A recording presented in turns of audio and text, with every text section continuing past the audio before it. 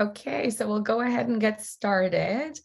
Hi, everyone, and welcome. Thank you so much for joining us today for our part 2 of research program planning with the Black Research Network. We're really glad that you could have joined us this morning on a Friday. We wish so much it could have been in person. I know it's kind of losing a little bit of that effect, but we'll do our best here to create a space that is open and engaging and conversational as well. My name is Nicole Kanicki. I'm the Director of Equity, Diversity, and Inclusion in Research and Innovation at the University of Toronto. I am a huge supporter of the Black Research Network and the work being done here, which I think is so phenomenal and amazing in creating space for Black scholars at the institution and support as well. And so this program that you are attending today is sort of one of those contributions in preparing you as a scholar, as an early career researcher, and as a trainee for your research program, for you to be able to elevate your program and to be able to get it where, you really want to get it one day and as impactful as you can. So we have an amazing panel of scholars joining us today. And we're really looking forward to hearing from them about their experiences and for them to sort of share their words and nuggets of wisdom with us as many of you are on your journey where they have been. So we're really looking forward to hearing from them today. So as we get started, before we get going with our session here, I do want to acknowledge that today I am presenting to you on the land on which the University of Toronto operates, which for thousands of years has been the traditional land of the Huron-Wendat, the Seneca, and the Mississaugas of the Credit. Today, this meeting place is still the home to many Indigenous people from across Turtle Island, and we're grateful to have the opportunity to work on this land today. I want to acknowledge my own personal positionality today as well, and I am actually presenting to you in my home in London, which is the territory of the traditional lands of the Anishinaabe, Haudenosaunee, Lenape-Wauk, and Atro-Wandrins people. In the work that I do as equity, diversity, and inclusion, I do strive to advocate and build relationship with my Indigenous scholars and faculty and staff who are doing this work of indigenization as well, as supporter, as ally, but also to ensure that even in the work that I am doing to prioritize Indigenous sovereignty and rights in the work that I do, and prioritizing that in every way that I do in my strategic work. And so I thank you and I welcome you into this space here today as well. And so we're just going to go ahead and get started here. So I'm actually going to do something a little bit different, or actually, we'll get started first. I guess what I'll do is I'll introduce all of our speakers, and then we're just going to jump right into questions. I do want to ask as well, for those of you who are attending, if you want to, as we're speaking, and as we're sort of having conversation, we're going to go through it. I'm going to ask them some questions, and then we're going to look at questions in the chat. So I'd encourage you to go ahead and actually put your questions in the chat as well as we go. And then I'll read them out to our panelists during our Q&A session. So to introduce today, I'm going to introduce to you our amazing panelists. And first up, we have Professor Martine Alfred, who's an assistant professor in the Department of Mechanical and Industrial Engineering at the University of Toronto. She directs the Safety, Equity, and Design Lab, which human factors engineering and socio-technical systems theory to improve patient safety and examine clinical systems and contributions to healthcare disparities.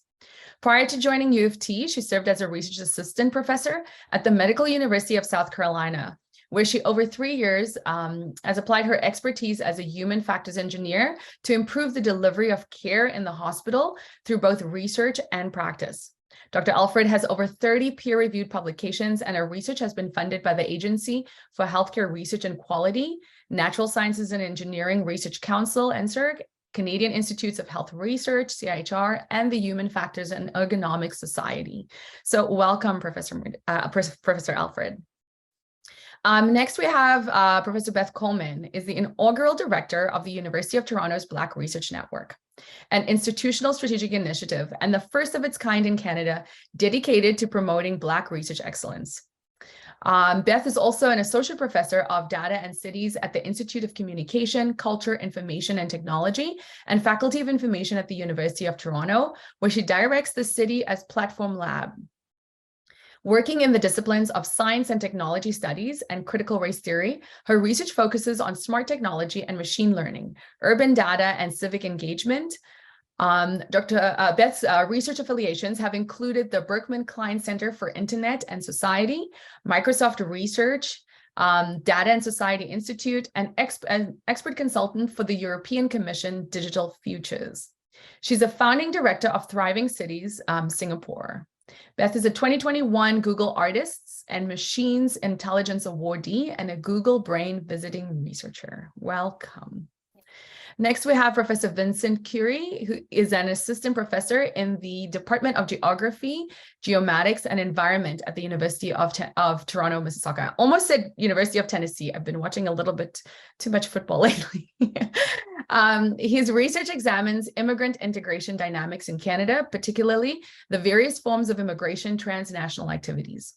Additionally, Vincent's research interests include health geography, environment and health, non-communicable diseases, and healthcare disparities in sub-Saharan Africa. As a 2019 Canada Research Chair, Vincent's research explores the links between migration, well-being, and population health.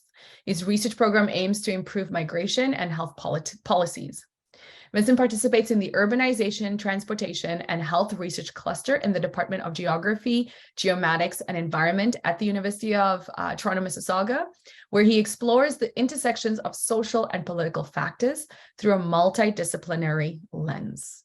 An amazing panel we have today for you. As you can see, their record really speaks for itself to what we really want to be able to gain from them today, which is, how did you get here? And what has it been like? And what nuggets do you have for those of us in the room today that you can share with us that has truly allowed you to be as successful as you have been? So thank you all again for joining us. So I'm going to jump right into our first question for our panelists, which is, what is your role at the institution and what has your career journey to research faculty been like? So Murteed, maybe I can start off with you. If you want to tell us a little bit about your journey. Oh, for sure. Thank you, Nicole. So like Nicole mentioned, I'm Murteed Alfred. I'm an assistant professor in the Mechanical and Industrial Engineering Department at U of T. I graduated, my background's in industrial engineering, my concentration in human factors engineering, which is a subset of industrial engineering as well as psychology, actually. And so I graduated with my PhD in 2017 from Clemson University.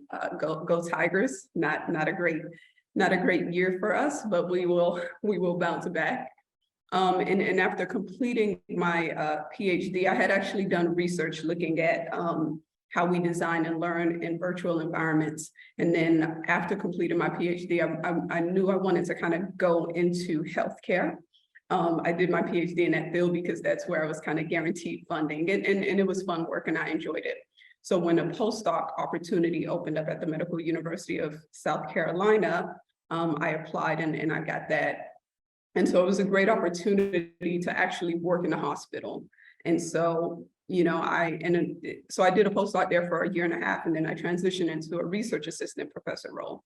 And in that role, it was nice because I did both research and practice. So, you know, I was conducting my patient safety research, but I was also supporting actual quality improvement and patient safety initiatives in the hospital. So sitting, you know, attending, I was on our patient safety team. I attended kind of root cause analysis when there were adverse events in the hospital. And those experiences really kind of shaped my understanding of clinical systems, at least in the US, and has really kind of informed the work that I do. And so after spending about 2 years as a research assistant professor, I decided to look for some different opportunities, and that's what led me to U of T last year. Amazing, big move up north. Yes. I actually, if you don't mind, I'm going to kind of ask you as well, just the question as, you know, as you're speaking to your experience. One of the things you mentioned just now was you talked about, you know, kind of finding something that you thought would fit into providing you with more opportunities, making that decision. I'm sure that's kind of like a tough balance, right? Doing something, you know, combining your passions with opportunity as well. Did you find that challenging, or was it sort of like an easy fit? Did you get lucky with the fact that your passions drove into what was available for big opportunity in your field? Yeah, I think I did get lucky in that regard. The postdoctoral opportunity that was made available was because my dissertation advisor worked closely with the person who was an endowed chair at the hospital. And so that kind of worked out that he knew I wanted to kind of move to healthcare research, and he said my collaborator's looking for this opportunity. And so, yeah, there's a lot of human factors, people working in healthcare and doing really good and impactful research. And that's what I wanted to do, as well as, and I'll speak to this, I think, in your next question or your third question. I had an interest in doing equity work. And so, I knew that was kind of going to be my way to learn, to transition into healthcare in order to be able to do the equity work that I was interested in doing. Awesome. Thank you. Vincent, hi. You want to go ahead and tell us a little bit about your journey? Yeah, before I get into that, thank you, Nicole, for that great introduction. I could not have written a better introduction for myself, so I really appreciate that. So for those of you who have seen me for the first time, my name is Vincent Kunire. I know my last name has 3 vowels together, so it's kind of awkward, but it's pronounced as Kunire. It's supposed to actually be a hyphen between the last U and the I. So I originally come from Ghana, and so naturally, that's where my journey to becoming a faculty began from. So I did my undergrad at the University of Ghana, where I majored in geography and minored in philosophy, and came to Canada to pursue a graduate program in geography, and I went to Western University, where I did both my master's and PhD. I think it's important to state that, within this very short description of that journey, it's important to recognize the role of mentors in getting me from my undergrad all the way to my master's and postdoc. So when I was an undergrad student, a faculty actually sought me out and just mentored me when I was in 3rd year and final year. And that really kickstarted my journey to getting into academia. Yes, I did have some interest, but when he sought me out and thought that I was doing decent in his class, his goal was to get me into academia, and that's important because he did provide me some directions in terms of what to do and all of that. So that really influences the way that I interact with undergraduate students in particular. And when I got to Western, I was really lucky to fall in the hands of extremely good mentors as well, and that guided my journey. And again, when I finished, I did a postdoc at Queen's University for a year, working with Mark Rosenberg, who I always say, I credit him to being the one who told me to be patient about getting a faculty position, and his mentorship over a 1-year period was just incredible in terms of shaping my mindset about what to think about faculty positions and the sort of things that I should be doing for myself leading into that.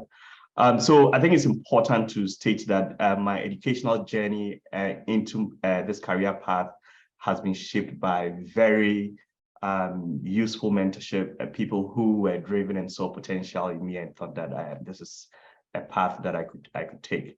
But more to my research, just briefly, my research focuses on health and well-being of minoritized populations in North America, but also population health disparities, as Nicole mentioned. So I'll bring it to an end here. Awesome. Thank you. I have quite a bit of questions to ask you even on that. I'm going to save this question that I have on mentorship because I think what you brought up is really, really amazing. And I feel like it's something that we really need to expand a little bit more on, Vincent. And it's, I think you can really contribute to that. I'd love to hear a little bit about it. I'm going to save that question for a little bit further down because I'm going to put it to the panel. But thank you. Thanks. Beth, can you tell us a bit about your journey? Sure. Thanks, Nicole. So I just want to echo what Mercedes and Vincent have both said in terms of the profound importance of the invisible infrastructure, mentorship, and building networks. I mean, we've heard anecdotally, my supervisor knew this person, and Mercedes was like, I know my passion is moving into that space, and that's the kind of thing that really can help make it possible. But those are not formal processes. And one of the things that historically we understand is, and this is based on, interviewing Black researchers, is that often those kind of invisible connections, those networks, what, might have been called like old boy networks, are not necessarily in place.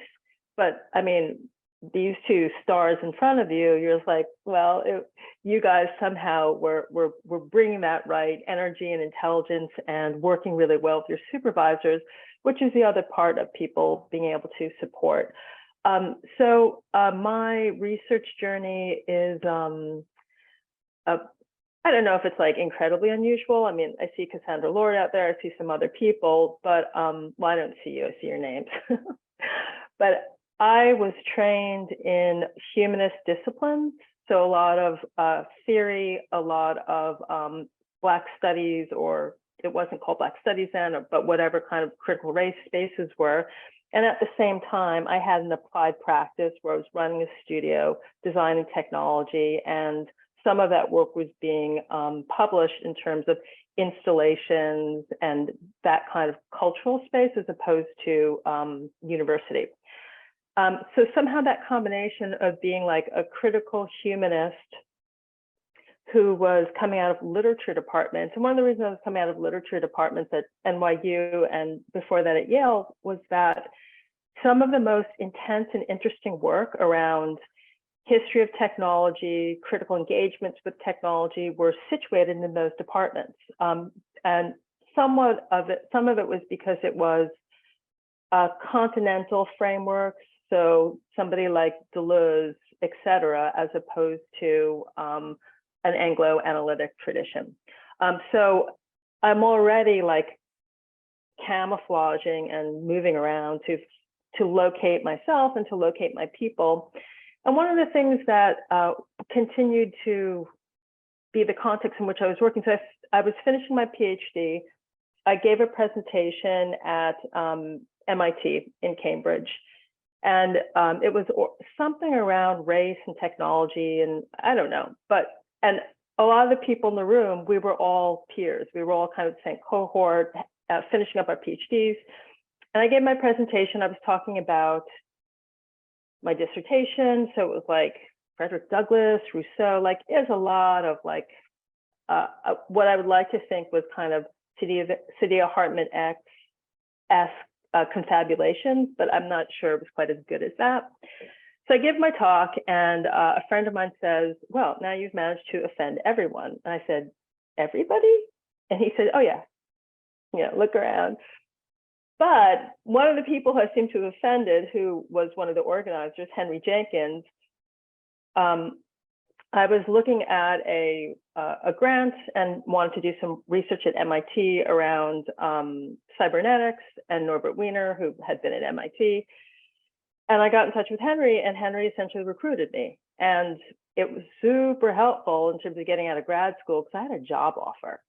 And my committee, they were kind of like, and I'm going to say, like, I had really smart, interesting people who were my supervisors, but it was like raised by wolves. Like, this was not a friendly mentoring environment. It was a bloodbath. I was like, oh, is that what the world looks like? And also that it was largely, almost all of these contexts were all white. So there were Black PhD students. Oh God, what's Andrew's last name? American Studies is where a lot of important Black studies work was happening.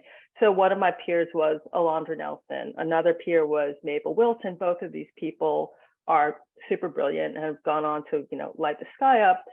But we were adjacent. We were not in the same program. And obviously, we had each other's backs. It was that combination of having this critical background and having an applied practice that allowed MIT to say, you're going to be the first junior hire in this program. And I was also the only Black person in the building. So, okay, I guess that's a start. Back to you, Nicole. Yeah, no, thanks, Beth. Thanks for sharing that. And I think too, it sounds like it's, again, such a common trend between all three of you is this intentional seeking out of brilliance, right? And of the excellence that you had. You already had, like in your careers, you had so much amazing potential. It was having someone recognize that and then intentionally mentor it, nurture it, and put you into that spaces. So what I call sponsorship, to get you into your careers and into that space. And I think oftentimes that's a huge challenge, for a lot of folks. I mean, for everyone kind of coming out of grad school, finding that first career opportunity. But I think obviously even more so for those of us who are from underrepresented groups, in finding the people who are willing to intentionally invest and sponsor us.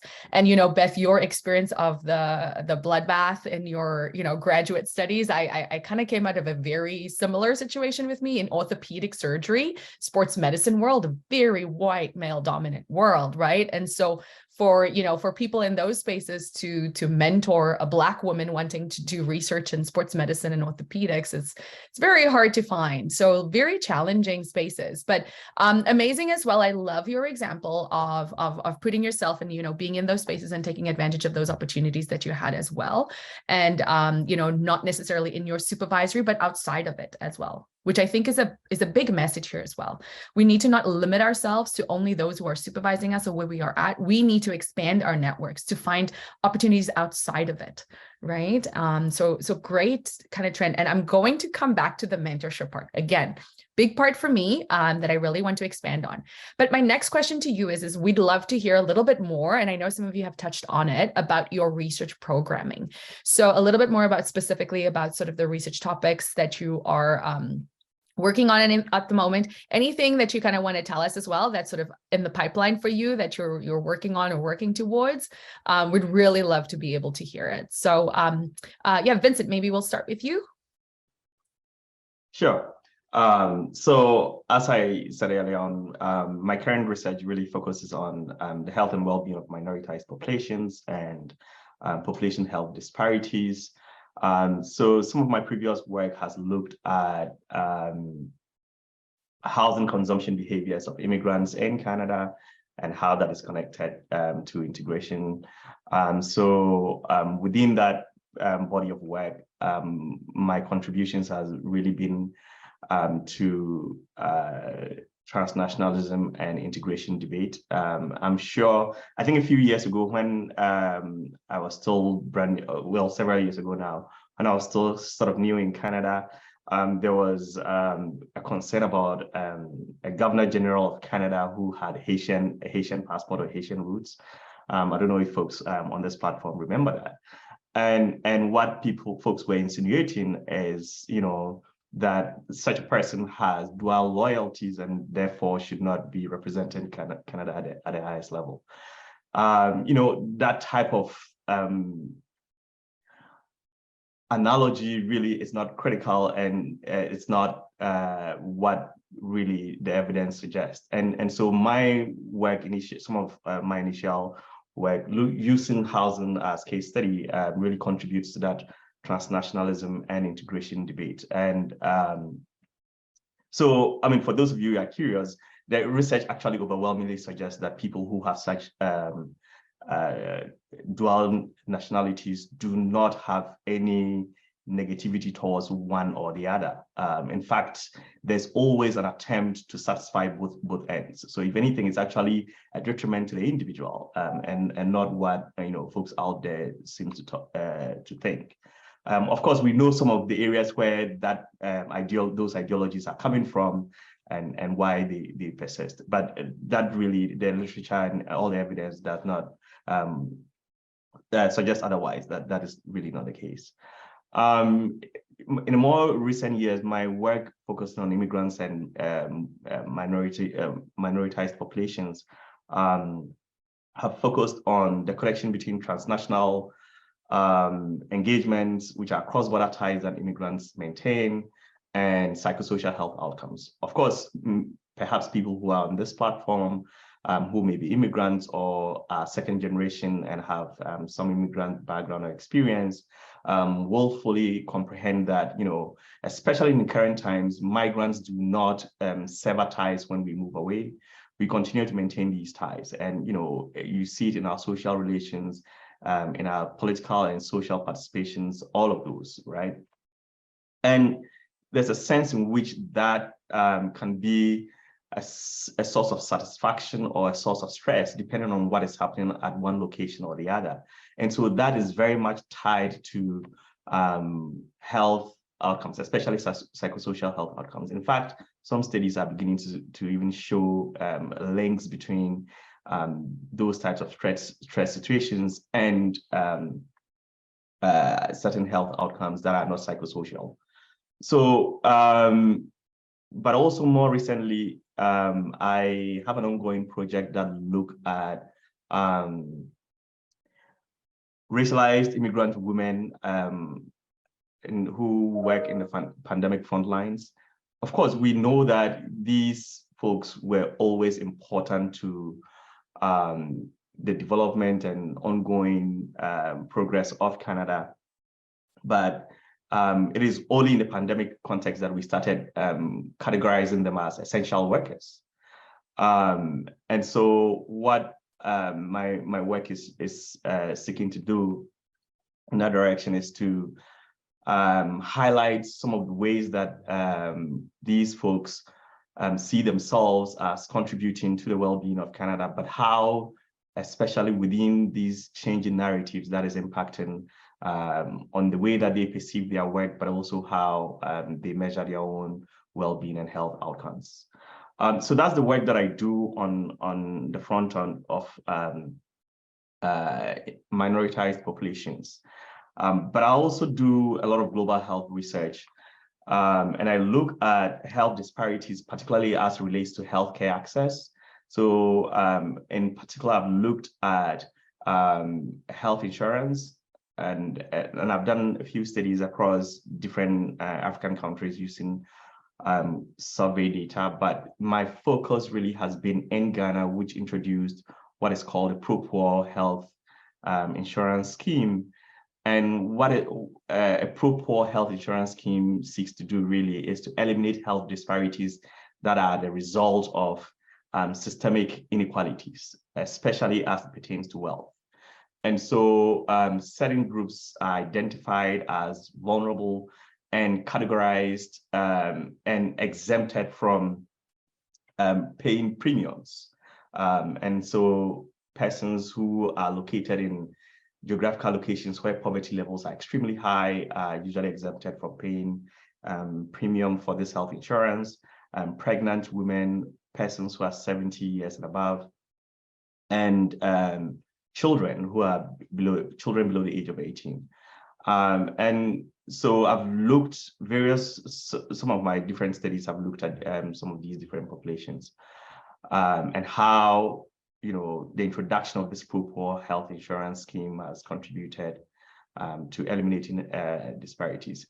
In case you are curious, in terms of the key findings from all of these different groups investigating over the years, it is clear, at least based on the work that I've been doing, that the health insurance scheme is actually not a silver bullet to eliminating disparities.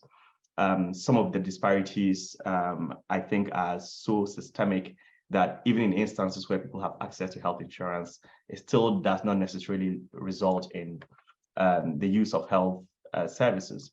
And this is not strange, right? We actually see such findings even in developed countries like Canada that has universal health coverage.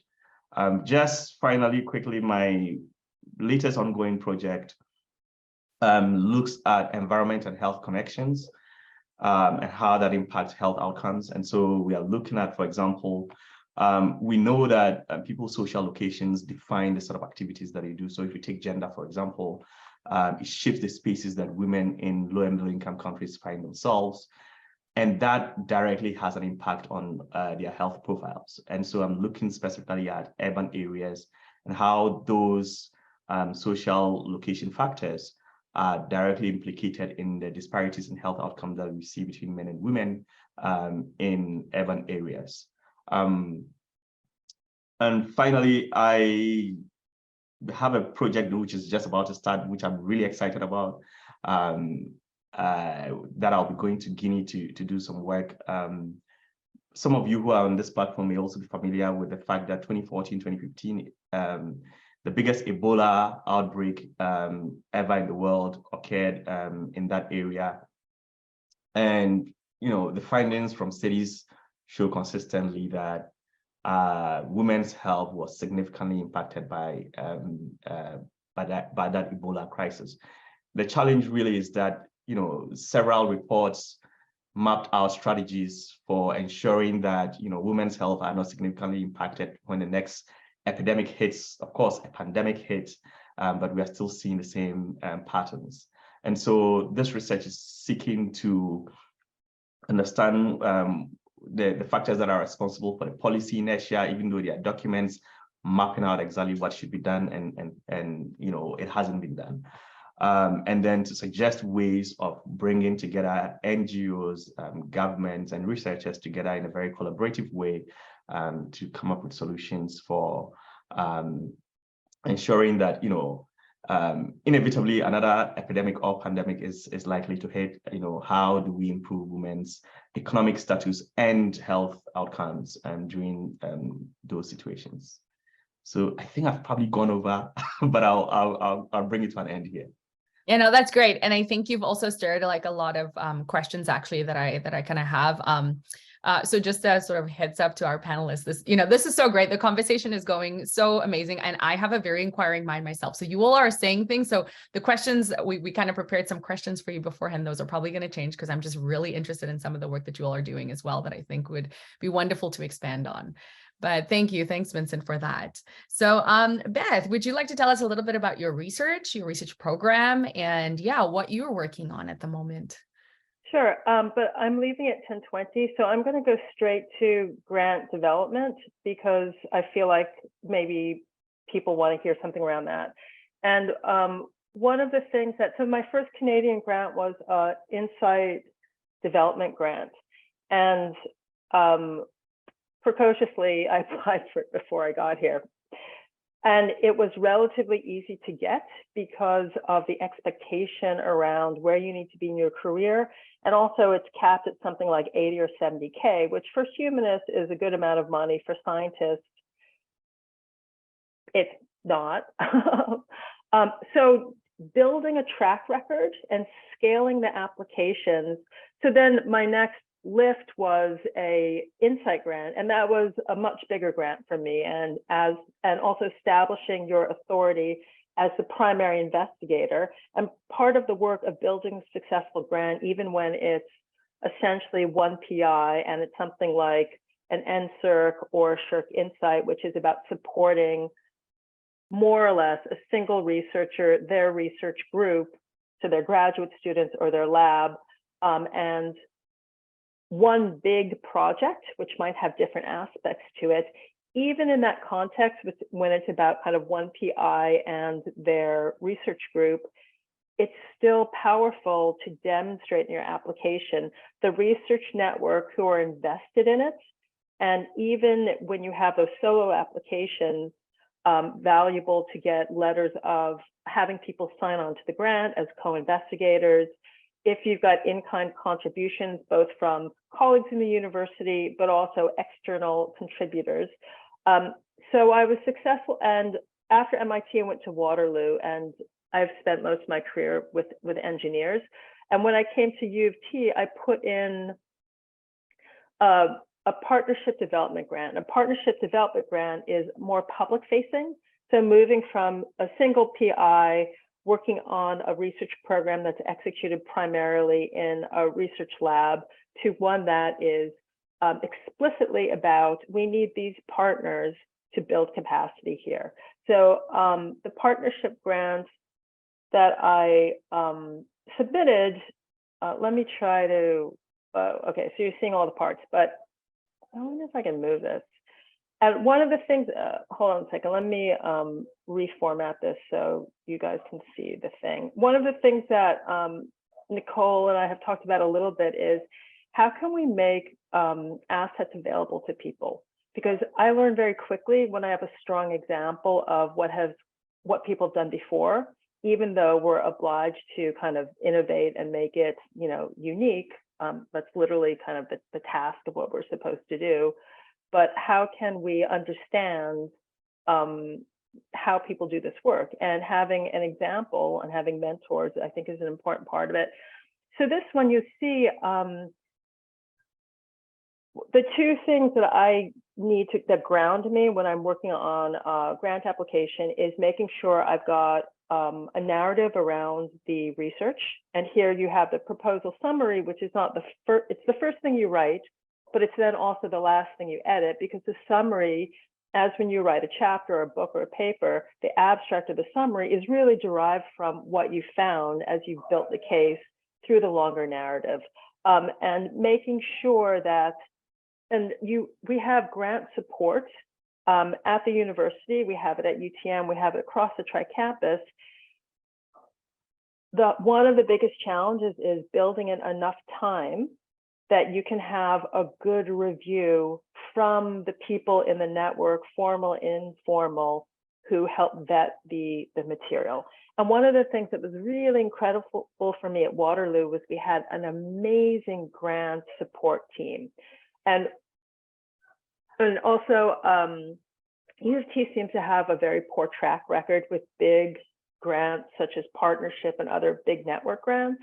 And I mean, this is just theory, but some of my experience on the ground is there has not been until more recently the same attention paid to what is the infrastructure that our faculty and our PhDs and our researchers need to actually be successful in this. So it's coming from different institutions, that was kind of helpful for me to see what was there and what was not there. So I like to have a narrative that I'm working on, and the other parallel piece that I work on is the budget.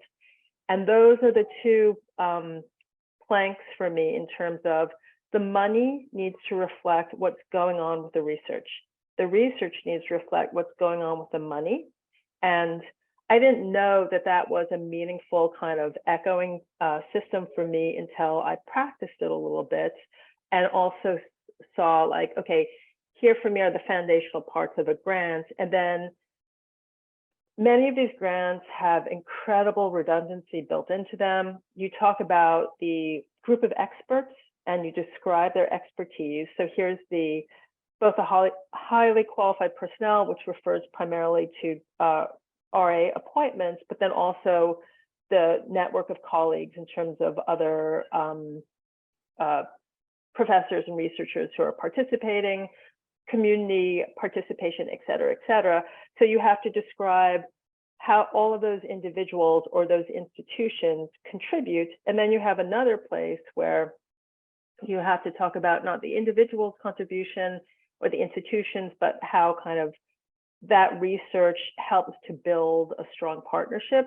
And it feels quite redundant because it is quite redundant, but you still need to kind of manage the strategy of repeating in a way that's effective so they remember your message and they can pass it along in a kind of mimetic way, like, I'm going to sum it up. This is what it is. And one of the things that is so excruciating, particularly for, I mean, maybe it's just my bias, but I think particularly for people coming from humanities and some aspects of social science, is it's quite challenging to reduce the direction of the research to something such as, we are measuring this group to be able to understand something about this phenomenon.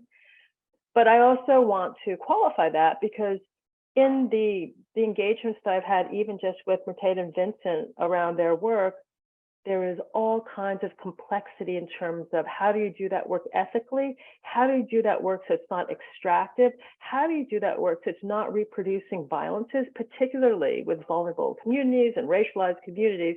So I say it's hard here, but I am also very much recognizing that this is a challenge, particularly for us, particularly for kind of this group assembled in terms of whether you're coming from the sciences, social sciences, or humanities. So that's kind of in the, so now I've taken this partnership development grant, and this one was not on purpose. This one was written in a weekend, and it was written in a weekend because the primary collaborator I have on it is the city of Toronto. And what I said to my PhD student, my RA, is like, if we get a letter from Alice Hsu, who runs the engineering section of the city of Toronto, if she sends us a letter Thursday, we are going to put that grant in on Monday.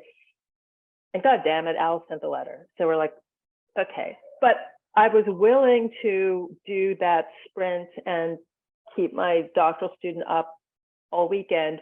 And I promised better kind of like time management and labor practices to her, because I was like, that's awesome that you were willing, but I'm not sure that that's good practice. So, you know what I mean? So those things as well. And this grant wrote itself. I had a demonstrably excellent collaborator, because what we were working on, public facing, data governance, policy and data in cities, and the city of Toronto was the co-signer and giving in kind. So this was a perfect setup, and all I had to do was not screw it up, to just keep it relatively narrow and say, this is what we're doing. And I knew that this was easily grantable. So some of that is also practice of learning what these things are and how you situate them, and remembering the people adjudicating the grants are reading 15, 30, 50 grants, and they're reading fast. And you really have to serve that in terms of don't make them work too hard. And that's hard because what we're doing is complex. Yeah. Okay, so I think that's my spiel about it. I'm going to turn off my mic, and thank you. If I can actually stick with you just for a second, Beth, because you're exiting early, I do have a couple questions for you, if that's okay. Just also on what you were just talking about a little bit more. So one of the things I want to emphasize here is a big part of what I think, you know, I heard you saying as well. I mean, you wrote the grant in a weekend. Yes, you did. This is life. Like, this is, you know, this is sort of the reality of, right, like being a research scholar. It's gonna happen like this, right? Opportunities come along, and, you know, sometimes they come along in ways that, you know, it's there, and you just got to take it. You just got to grab it, and you got to go with it. And so that's really what you did. I think one of the things I want to emphasize is in our first section actually was talking about preparing your research program and having your research questions ready, having actually an outline of your research and your methods and so on beforehand, like as in before you're applying for a grant. And I think that's, you know, if you want to talk a little bit about that, like you've already sort of thought about your research. You already knew what you wanted to do, so that when this grant opportunity came, yes, okay, you had a weekend, but you were ready for it. You knew if that partner came along and you had that partner, you already knew how you were going to work with them. You knew already what that was going to kind of look like. So I think what I want to ask you actually is partnerships. Building partnerships with partners who are going to be contributing, you know, to your work that you plan to work with sort of long term. How did you build that into your research program as well? Because we know as well that, you know, especially you're in the SSHRC space, which, you know, you is a big space as well, where partnerships are very important and crucial to the work too, right? And the success of the work. And so I'm wondering if you can tell us just a little bit about how you sort of build partnerships. You know, how do you get ready for a grant, you know, with specific partners that you want to get ready with? What is that relationship building like for you? Yeah, what are contributions, or, you know, like what do you I had a PhD student, or I was part of his committee at Faculty of Information, Michel Messereau. I knew Michelle because Michelle had been my second year at ICCIT. He had been my co-lead TA for technical stuff, and I had, what was Madison's last name? Trusolino was my lead TA pedagogy. And this was for ICCIT's giant lecture class. So like, 800 some students. So we got to know each other because it was also first year of COVID lockdown was my second year here.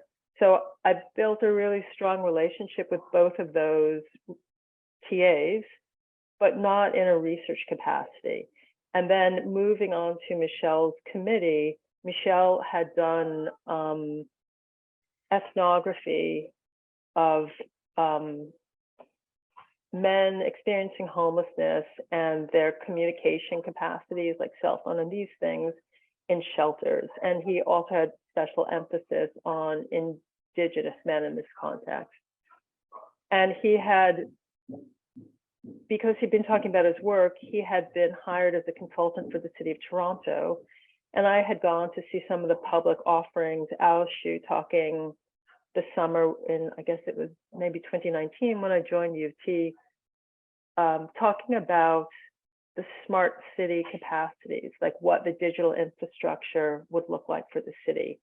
So I was already paying attention, and then Michelle was hired by the city, and then Lawrence Ita came in as the new CTO for the City of Toronto, and Lawrence made clear that part of the program around data governance and all the rest had to prioritize equity, had to prioritize, I don't think Lawrence used the word social justice, but that was kind of the spirit of it. And so it was literally Michelle who introduced me to Alice and then to Lawrence. And in building those conversations, we then were well positioned to work on a formal research relationship.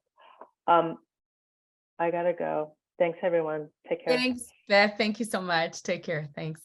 And yeah, I just want to sort of like harp on something that Beth was saying there too, that that I was kind of emphasizing in the part one of this session as well, in building your relationship with your partners as well, and figuring out the benefit to your partner of your research. Again, such a crucial point, right? Oftentimes we don't always consider, we're like, I need my partner to fulfill this part of my research, rather than, okay, what does my partner need that I can build my research question around that fulfills a need that they may have. And so I loved hearing from Beth such a practical example of exactly that, how Beth saw the opportunity of what there was a need for, with the City of Toronto, and then, was like, oh, I've got the skills, my research program could work around that. I could support actually that need that they have. And that was that perfect partnership that then came along and led to a successful grant as well. So just kind of wanted to emphasize that. So Martine, hi, can you share with us a little bit? Yeah, sure. And I guess I will start off with partnerships, because you're just mentioning that pretty much all of my research is in the healthcare domain. And so I have my two big buckets, right? My patient safety research, which kind of spans a huge kind of everything from looking at the efficacy of CPR feedback devices and supporting CPR quality, to examining the reliability of surgical instrument reprocessing.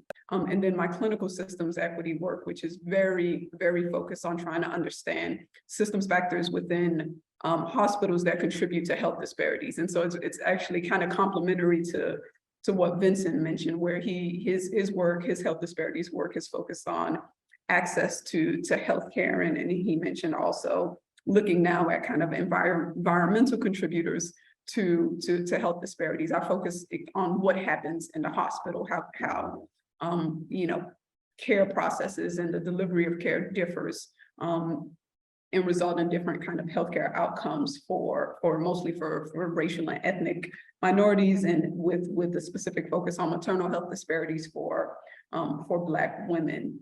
And so when it comes to partnerships, when you work with healthcare collaborators, the work has to be meaningful for them. And so, having that value proposition is your work won't go forward unless there's some value proposition for them. You know, they have to see with my perioperative safety work, for example, that work often generated because of adverse events in the hospital.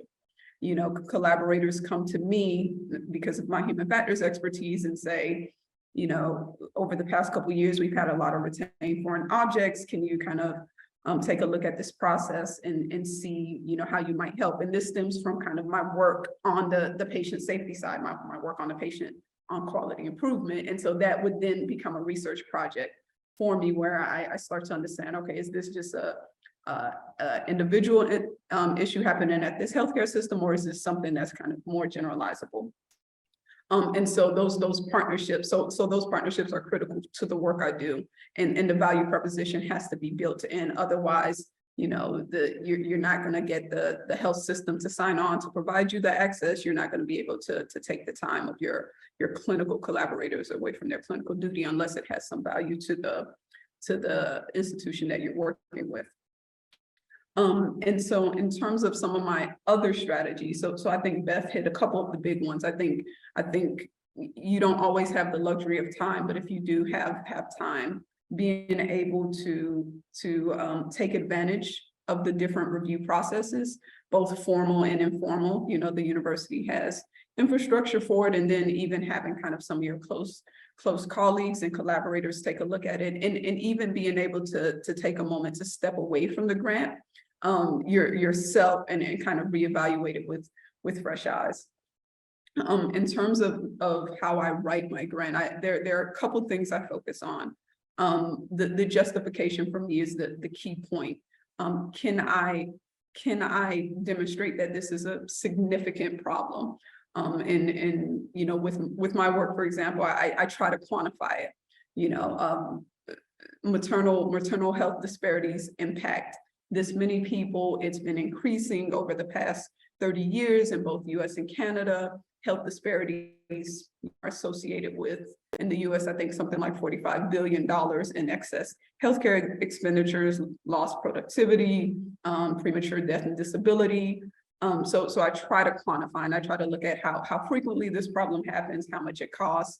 In addition to, obviously, there's kind of a moral imperative around health disparities. And so I try to build a strong justification for the problem. I like to have some key figures, some key kind of conceptual model or framework that I can reference as a theme throughout my proposal. And so for me, it might be, you know, we have this big model around the systems engineering initiative for patient safety that says, you know, these are the factors of a work system that may contribute to adverse outcomes in hospitals, the tools and technologies that we use, the design of the workspace, some of the organizational policies, and I lean on that.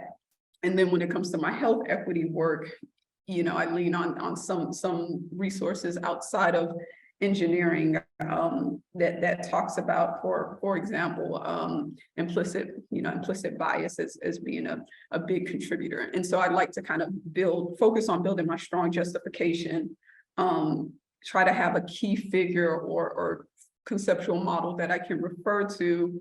And then I think particularly at the early stages of your research, try not to do too much. I think sometimes we want to put everything into the grant, and so it can come out sounding like a bunch of half-baked ideas versus, you know, something that's narrower in scope but more well-defined. And so particularly for the early career folks, that you don't have to save the world with your first grant. So you can talk about, you know, it being, you know, you're building this program where you can use this grant, and then hopefully you can do this other thing. And some mechanisms are built like that, right? You know, this is to help you start, and then you can talk about what you're gonna do next. No, I love that actually, and again, to referring back to this segues so perfectly into from our part one as well, because what I showed our participants the last time was building on that, figuring out your overall big project goal, and then actually, okay, what are your short-term goals, and from those short-term goals, developing 1 or 2 projects from those. And so when you're applying for a grant, you have those projects ready that you can, okay, this project I'm doing for that grant. You're not talking about your overall big, pie in the sky plan. You're making it very specific as to what you're applying for, especially sort of those seed grants, right? Yeah, I see a lot of that as a research development officer and reviewing grants, is that sometimes they're like it's all over the place because they want to put everything into one grant application and it's going to fund my whole research program.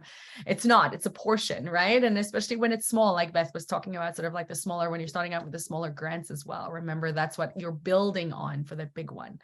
So yeah, great, thanks. Yeah, go ahead. Can I add one more thing about partnerships? One of the things I would also encourage you to think about is your longer term partnerships and your short term partnerships. And for the grants that I applied for in the US, for example, your collaborative history is important.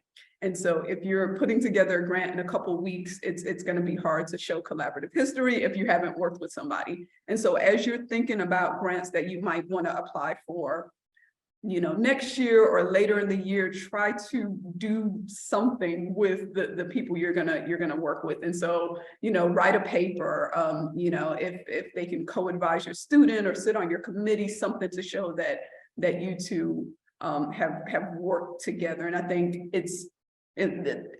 working together on those small things, I think, helps you also understand if you really want to work with specific collaborators on some of these larger, longer projects. So co-author something together, even if it's just kind of a conference submission. And I think that goes a long way in demonstrating that these partnerships can be collaborative.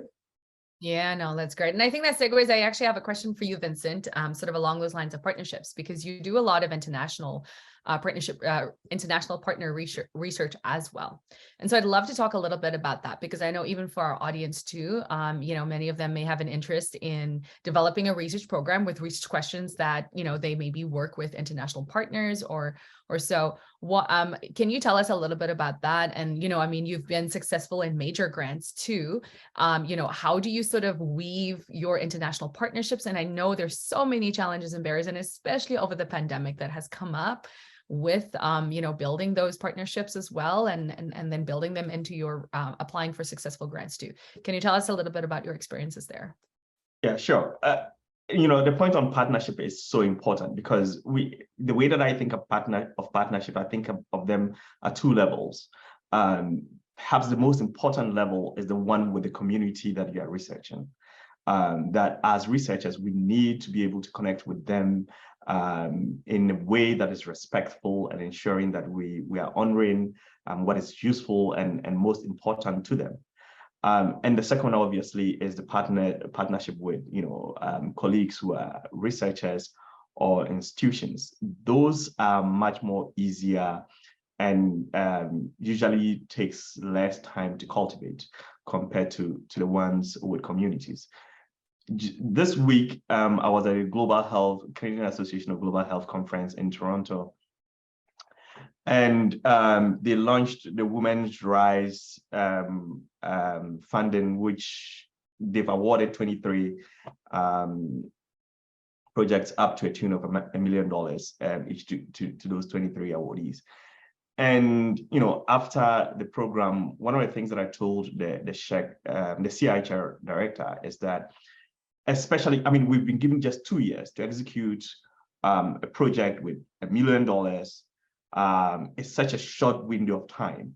I think what they haven't considered is the usefulness of cultivating community relationships and partnerships, because that can take time. That sometimes is not determined by a PI or the individual who's doing the research. So the point that I was seeking to send across really is that, yes, some folks have cultivated years of relationship with communities that they can rely on to apply for these big grants, but it doesn't help, young and upcoming scholars who are still cultivating these relationships to be competitive for these type of big grants, even if they have the most brilliant ideas. And it's important, so I think that funding organizations, we need to start getting in their ears about these types of challenges associated with building partnerships and their expectations, especially around timelines of what they think we should be able to accomplish with the sums of money that they give us as research grants. But in terms of building these partnerships, especially for international work, you have no choice but to rely on your colleagues in those locations. And I don't say this as a point of suggesting that it's a burden. I think it's actually very important. One of the most important things to do is, so I come from Ghana, and so I have colleagues who are in Ghana, and I know, and I'm in direct touch with certain communities with whom I do some of the work that I've done in the past. But I think that it's necessary for me, despite being a Ghanaian, to still have a respectful relationship with my colleagues who are faculty there, as, if you like, some type of gatekeepers and direct people who can be direct communication with the communities that we work with. There's a tendency, and I've seen this with the works of so many people who do, especially global health research, where they just, zoom into the place and then conduct especially surveys and then get right out, participating in this industry of extractive research. I think, especially, I'm assuming everybody who's come here to listen is concerned about the health and well-being of minoritized populations. And so it's important to stick to the ethos that communicate strong respect between you and your colleagues in the global south, but more especially to the communities that you'll be working with. And so for me, and it takes time. The challenge is that we don't have unlimited time. Tenure clock is ticking, especially if you're an early career person, and that is significantly challenging. So it is important to hit the ground running from the first day if you start a faculty position, or even if you're a postdoc or a PhD student and you are engaged in work that involves a certain community in some other part of the world outside of Canada, that you demonstrate a willingness to directly connect with them in ways that is respectful, but cultivating a relationship that you can rely on in future to do research.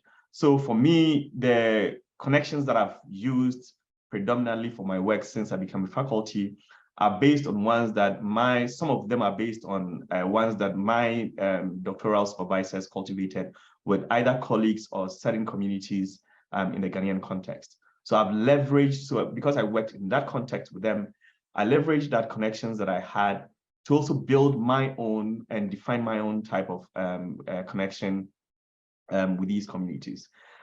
In these pandemic settings, obviously, this especially challenging. And the most important thing is to be patient with these communities. I mean, especially because the products of research, most of the times, are not immediately impactful to the communities that we are researching. But we have an immediate benefit every time we have a research product out. So we have to understand that there is some imbalance in there. And so you, as a researcher, at least in my practice, I'm not interested in pushing to establish a relationship quickly because I want to submit a grant. Because I know that if I submit that grant, it immediately goes on my CV and I have benefited. But the product that eventually comes is many years down the line, especially even if we get funded, right? So it's important to recognize that and not participate in that industry of extractive research. But one of the things that I've observed in the last few years about partnerships is that some leaders in scholarship are beginning to recognize the challenge that this problem has created over the years. And so I know, for example, that Lancet, some of the Lancet journals have recently said that they will not publish any work from the Global South that does not include researchers and communities from the Global South. And that is a significant step that suggests that, they are beginning to recognize that we've always done this wrong. And so it's really necessary for us to understand that landscape about partnership and how to cultivate it and embed it in our proposals. And many of the things that I've said about how to go about cultivating these partnerships are not immediately useful, especially if you want to get a grant in very quickly. And so it's important, and that's why I want to emphasize that it's important to start early on as far as partnerships are concerned. Outside of partnerships, a point that I want to just quickly build on that both Matilda and Beth mentioned is cultivating your record. I think it's important to build a track record because funders, look, the measures, we may disagree with them. I personally don't subscribe to the numbers game, but the reality is that we are still in a field where those numbers games really matter and makes a difference. And so building a track record, whether it's in publications or it's in grants, it's important, especially if you're starting off going for some of those, going for internal grants that show that you are doing some work on a topical area in the field. Usually it's a Kickstarter to be able to be competitive with a bigger grant. So it's important to use some of those strategies, as some of my colleagues have already emphasized. Awesome. Thank you. Thank you. That was great insight as well. So what we're going to do now is we're reaching about 10:40. So we're actually going to open up the room to now be a meeting setting. So if you're a participant and you'd like to ask a question directly to our panelists, your opportunity is now. So you'll see it automatically switch over. Frank, our awesome media person, is going to switch it over for us. And so if you want to, feel free to raise your hand, and then I will call on you to ask a question to our panelists as we carry on further now with the session. So I'm going to give it just a minute real quick. Frank, I don't know if you can hear, if you're able to do that for us, and then perfect. I see everyone's perfect. Awesome. We'll start to see everybody's faces now too, which is great. I love it. Again, this would have been great to have been in person with everyone today. Awesome. I think, we'll just give it a minute or so, just let everybody step in. Because I'd really love to leave the last 20 minutes or so that we have just for everyone everyone attending to ask some questions. And if in the meantime, if you'd like to raise your hand, please feel free to do so. And then that way I can call on you.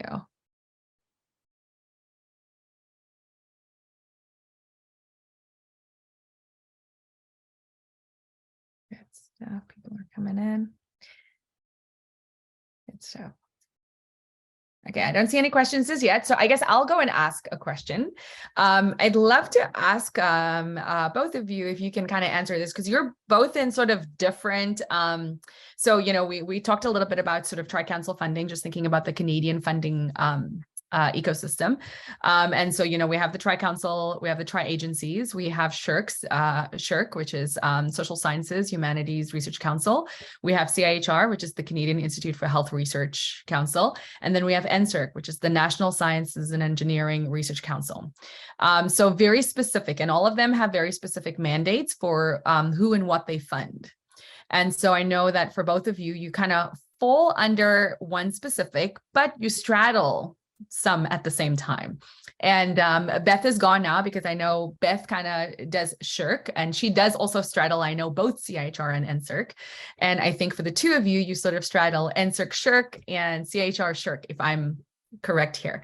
So I'd love to know just a little bit, if you can tell us a bit about how you sort of choose which agency you're going to apply to a grant for, how you tailor maybe even your research to being able to apply to that agency, and some of the challenges you've kind of maybe had or overcome in applying for a specific agency and trying to kind of fit and mold your research into one of the two.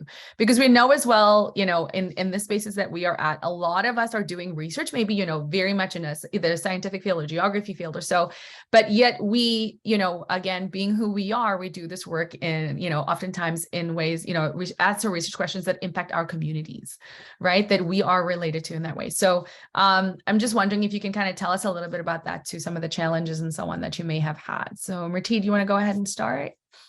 Yeah, so as I mentioned, my work is kind of at the intersection of health equity and engineering. And so when I came here, I think one of the challenges was trying to figure out which agency I would apply to.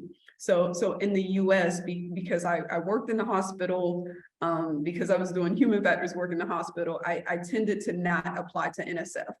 But if I were in kind of a traditional academic setting as an engineer, I would be NSF would be my home. In the US, the Agency for Healthcare Research and Quality was more of my home because it kind of was the agency that was most open to human factors work within the healthcare domain. So I had to try to figure that out here. I will say some of the decision is about kind of who's most likely to fund your work, but also the department that you're in. There was an expectation that I would apply for NSERC, at least for my discovery. And so then it became about shaping my research in a way that would be kind of amenable to that audience. And so kind of one of the things I had to do was really try to focus on kind of what were the more basic experimental parts of my research and kind of use healthcare as my domain of application. And so I think that's kind of the approach I'm going to have to take in general if I'm applying for NSERC, just because kind of anecdotally I heard like if your work is kind of teetering on that health service research area, they're going to be less likely to fund it. I know they have kind of on their website, they've outlined very specifically kind of the health type of research they're going to fund and what they won't. And then, and so for some of my projects, I'll go to CIHR. The other thing, and I think Beth touched on this as well, if this is work that's focused on funding myself and my students to do lab, within the lab, I'm probably going to go to NSERC. For my work with my clinical collaborators that's really focused on, I think that straddles both the research and quality improvement, where we're trying to, develop this paradigm where the research will quickly inform some of the efforts to improve care in the hospital.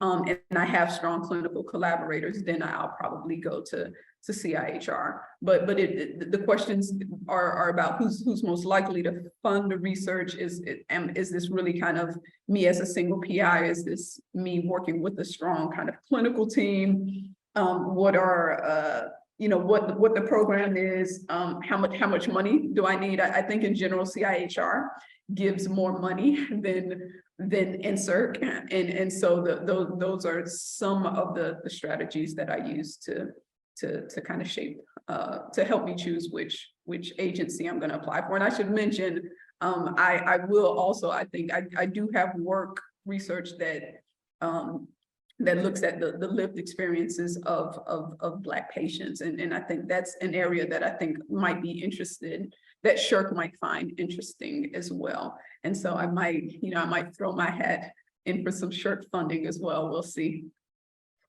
I love that. I love that, how interdisciplinary your work is as well, and that you can really kind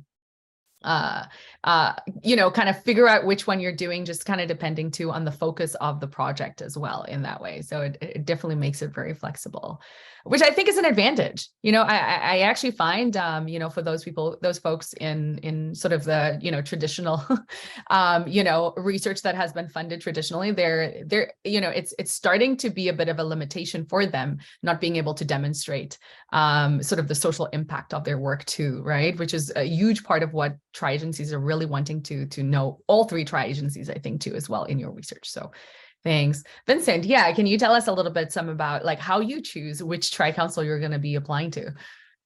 Yeah, so for me, so I'm in a geography department, and I don't know if you folks know this, but geography is one of the most broad disciplines that you would ever find. You find people who actually do work that you'd consider as humanities research, and you would find people who do research that you can consider as basic science.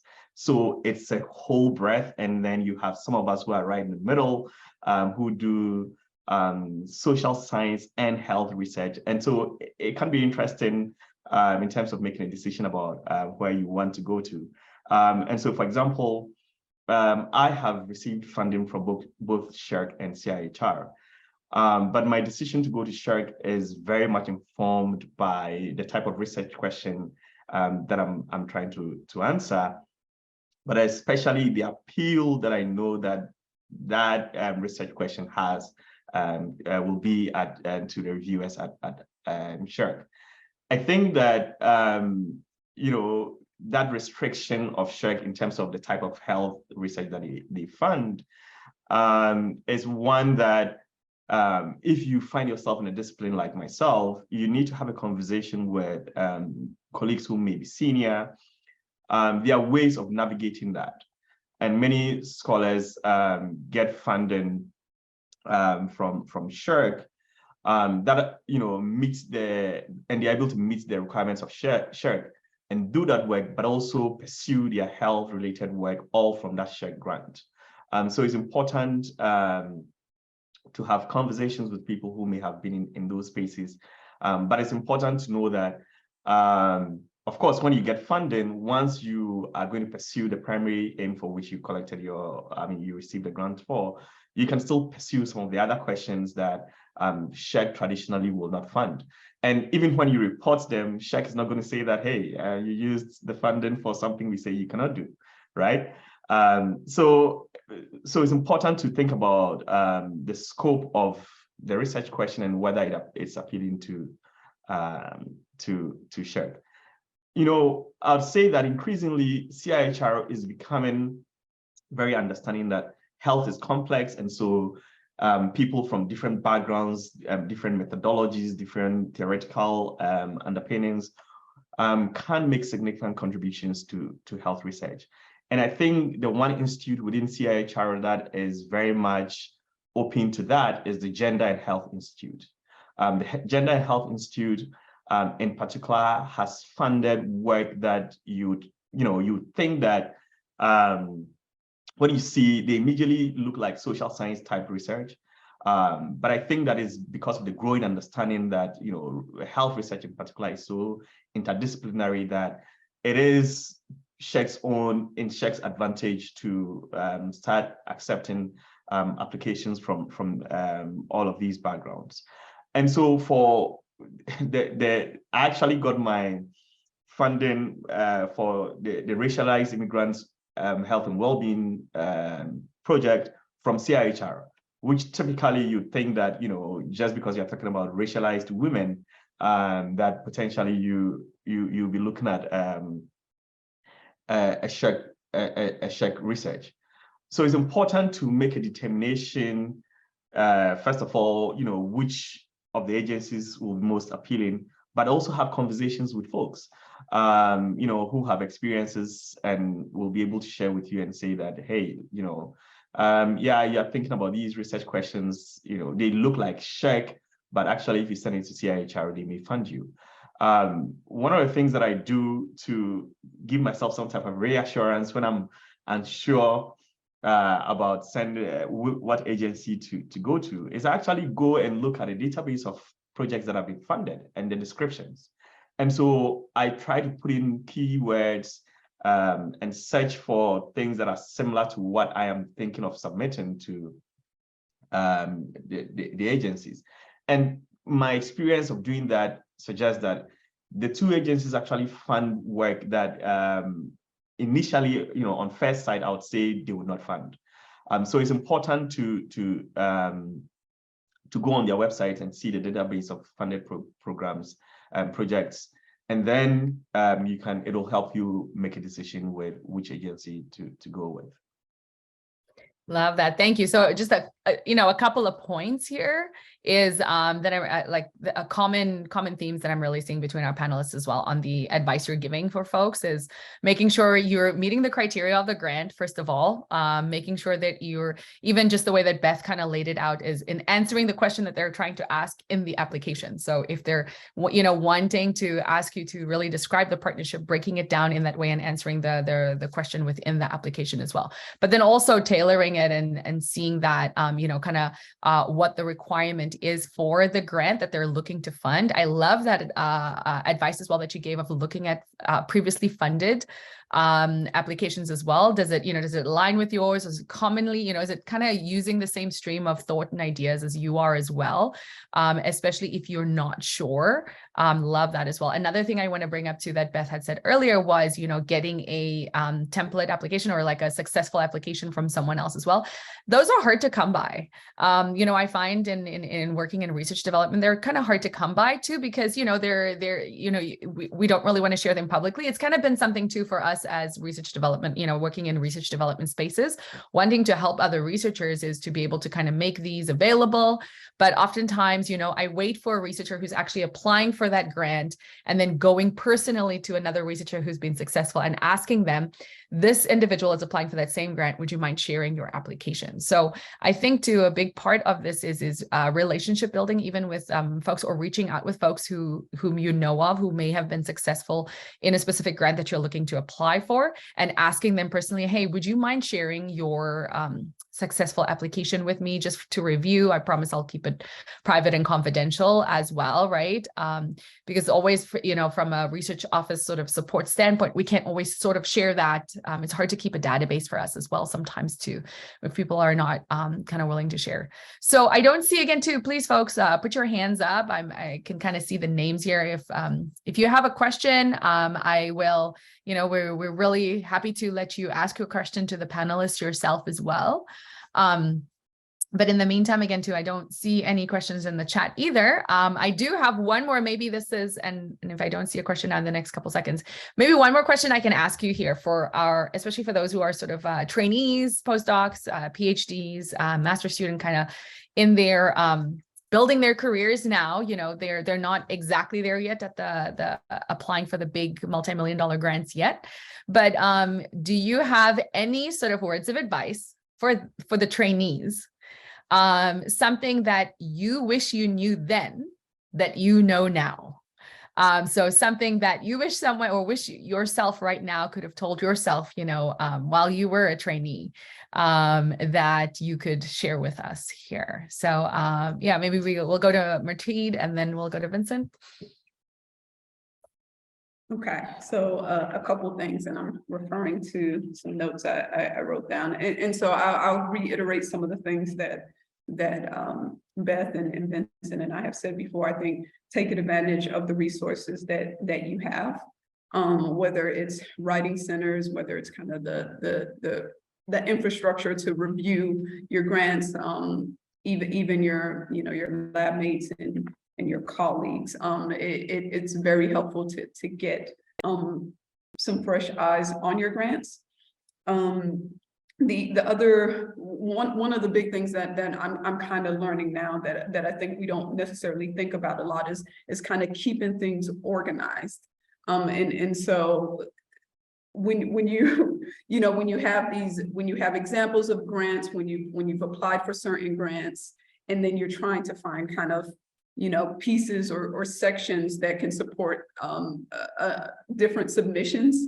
If things are organized well, that's a lot easier. And so one of the things that you'll learn, or one of the advice I should give, is that, like, think sustainability when it comes to grants, right? With every grant application you write, it doesn't necessarily need to start from scratch, right? So we heard this idea about having this big overall research program. And so some of the background, some of the implications, some of that justification I mentioned, some of the conceptual models, all that stuff might be consistent throughout some of your submissions. I'm not saying just copy and paste sections, but you don't have to necessarily write all of your grants from scratch. And it's similar with like the other stuff there are all these other documents that go with your grants, your CVs and things like that. And if you keep it well organized, you keep things up to date, it makes it so much easier. Like I can't tell you how much time I spend knowing that I wrote a specific paragraph on something that I now have to go through, you know, 5, 6 documents, my Dropbox, my OneDrive, my box folder, trying to find these things that I know I have. So I'd also encourage you to try to keep it organized, however it works for you, by year, by agency. It saves you so much time in the future. We've talked about collaboration, and so one of the things that I think helped me when I was leaving my research assistant professor position, I was very fortunate to have 3 job offers. And so the reason I had that was because I had a good amount of publications, and coming out of grad school, I didn't. You know, coming out of grad school, I didn't work on any grants. I didn't have a strong publication record, and it was really that postdoctoral experience in my research assistant professor position that got me to the point where I had options. And one of the ways I was able to do that is through collaborations. You know, I was able with my postdoc to join a big research team where, you know, I lead several publications, my colleagues lead several publications, and at the end of the year, you know, we have 10, 12 publications, you know, and so working with people who write well, people who also have kind of an interest in, you know, supporting your and their academic positions, I think is one of the areas where I've seen huge differences between the people who are able to kind of hit the floor running. Because when you start your academic career, there's this time, right, where you have to get things going. And unless you're working with, you have some things from previous projects that you need to get out, like you have to collect data, there becomes this a lull, right? But if you're working with a big research team where you have access to data that you can analyze, you have, you know, papers that they need you to contribute to, it really makes a difference in kind of getting your research up and running. When I came here, I came at a weird time, so unfortunately I didn't have grad students. And so, you know, in trying to kind of build my research program, I still had work with my collaborators that allowed me to get a couple publications out in my first year, even though I didn't kind of start my own research. And so I think that's important to try to find people at different stages of the career to work with, right? You're going to have like some folks on your level, and then you're going to have maybe some associate professors and some tenured professors who are going to bring you onto their projects. So you're not having to write every grant application. You're not having to lead every publication. Love that. Thank you. Great advice. Vincent. Yeah. You know, just to pick up on some of the points that I've just been mentioned, collaboration is key. I always say that I learned how to collaborate significantly when I was in grad school, and that really helped me. And so one of my favorite things before the pandemic hit was to walk into my lab at UTM and just chat with my grad students about how to cultivate, you know, a working relationship with each other.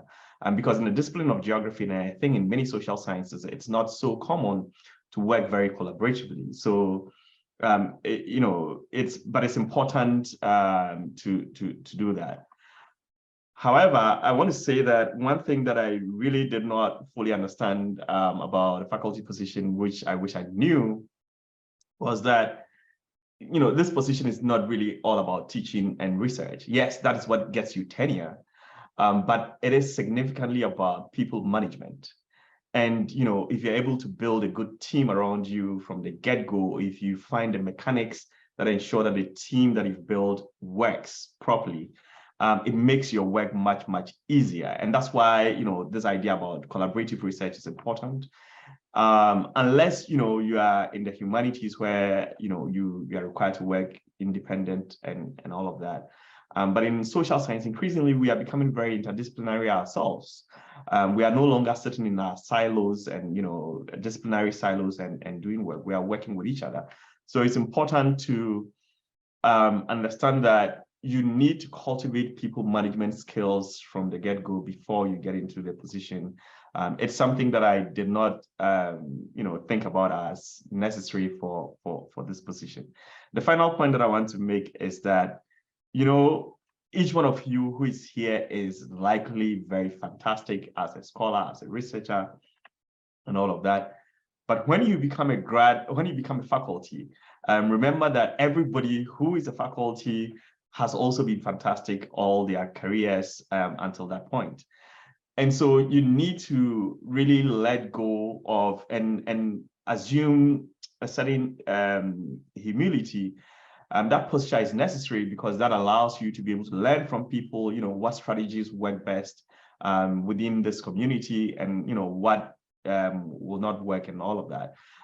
So it's important to understand that, yes, you are fantastic, but you need to sometimes step down from the high horse and be humble a little bit to be able to make things actually much more easier for you, because the position can be stressful because, if you teach a class that's 100 students or more, you are constantly getting emails, and you don't want to be stressing about things that your colleagues can give you advice on how to do it. So it's important to combine that people management ideas, but also understand that you need to be humble and connect with people. Thanks. And I actually have a quick question for you from the audience on that very topic of people management. But the question is, what are the key skills or strategies in people management that you use? Can you give us a couple of your best practices? Yes. So one of the things that I do as a get-go, the moment that a grad student is coming into my research group, I set up a first meeting, and at that very first meeting, I ask them two questions. What are your career aspirations, and what skills do you want to develop after this? Based on that conversation, what I then do is I come up with what I think will be useful for the person and engage with them a second time and say, you did say you do want to be a faculty or you want to go in industry. I think these are the steps that you should be taking. I don't know if these will work for you, but let's have a conversation about it. Once you have that type of conversation, it immediately opens the door for each person to understand everybody's expectations for why they are doing this, and not having an understanding of people's expectations at the get-go for why they are pursuing, whether it's a master's or a PhD degree, can really impact, interpersonal relationships and impede people excuse me, and impede your ability to manage your research group. And of course, always set clear goals. I conduct research with different groups, and so I tell my students, what aspects of the data I'm expecting you to be leading. That places an expectation on them. They have a responsibility on which they can make direct reports and all of that. Using those sort of basic skills, but having communications is usually the beginning of being able to manage your research group. That's great. Thanks for that advice, and very interesting for me too. Like, I wish, I love that you have that conversation with your trainees. I wish my supervisor had that, because as I was, I very much sort of align with Beth's talk about, the bloodbath lab environment, because my supervisor never asked me, what do you want to do with your degree, or what do you want to do with your PhD? And 6 months before I was actually defending my thesis, so I'd already written up my PhD thesis. She was like, oh, why do you need a PhD anyway? It's not like you're going to do anything with it, right? And so that was 6 months before finishing my PhD that I realized my supervisor is not going to help me here with my career, and that I'm all on my own here, and that I'm not even on a path to a career. And I was about to be a PhD who was unemployed with no direction. And so, yeah, Bertine, go ahead.